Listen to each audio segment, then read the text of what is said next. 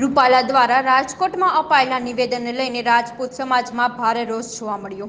ત્યારે ગીર સોમનાથના કોડીનારમાં પણ ક્ષત્રિય રાજપૂત સમાજ અને અન્ય સમાજના નેતાઓ દ્વારા વિરોધ નોંધાવવામાં આવ્યો। કોડીનાર મામલતદાર કચેરી ખાતે આજે આવેદનપત્ર પાઠવી રૂપાલાની ટિકિટ પરત લેવા માંગ કરવામાં આવી। સાથે જ ચીમકી પણ ઉચ્ચારવામાં આવી છે કે જો પાર્ટી માંગ નહીં સ્વીકારે તો તેના માઠા પરિણામ આવશે અને સમગ્ર ગુજરાત નહીં સમગ્ર દેશમાં આગામી 10 દિવસનો સમય આપવામાં આવ્યો છે। જો માંગ નહીં સંતોષાય તો ગામડાઓ અને શહેરોમાં બંધ કરી આંદોલન કરવાની ચીમકી ઉચ્ચારવામાં આવી। ભારતીય જનતા પાર્ટીમાં અટાણે પ્રદેશના નેતાજી પરસોત્તમભાઈ રૂપાલા છે, તેને ક્ષત્રિય સમાજ વિશે જે ઉચ્ચારણ કર્યા છે, અમારી બહેનો દીકરીઓ ઉપર જે આક્ષેપો કર્યા છે, રજવાડાઓ અમે આપી દીધા 562, એ બારામાં અમારા કોઈ પણ હિસાબે એની ટિકિટ પાછી ખેંચાવી જોઈએ, એ બારામાં અમે કોડીનાર મામલતદાર સાહેબને અને કલેક્ટર સાહેબને આવેદનપત્ર આપ્યું છે અને કોઈ પણ હિસાબે એની ટિકિટ પાછી ખેંચાવી જોઈએ। જો નહીં ખેંચાય તો આખા દેશમાં અને ગુજરાતમાં રાજપૂત સમાજ તો ઠીક, પણ કોઈ સમાજ એને મત નહીં આપે અને અમે જાહેરમાં વિરોધ કરશું અને આવનારા દિવસોમાં જો હજી અમે 10 દિવસ વાર જોશું, જો નહીં થાય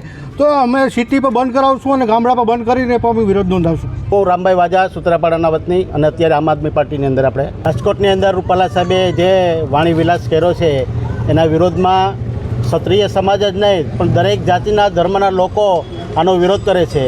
એક સક્ષમ ભારતીય જનતા પાર્ટીના કેન્દ્રીય મિનિસ્ટર હોય અને આવી ભાષાનો જો ઉપયોગ કરે એ દેશના ક્ષત્રિયોનો નહીં પણ આખા દેશને કલંક છે, તો આને અમે વખોડીએ છીએ અને આ જે શખ્સ છે રૂપાલા સાહેબ એની વિરુદ્ધમાં કોર્ટ ઓફ કન્ડમ થાય એવી અમારી માગણી છે।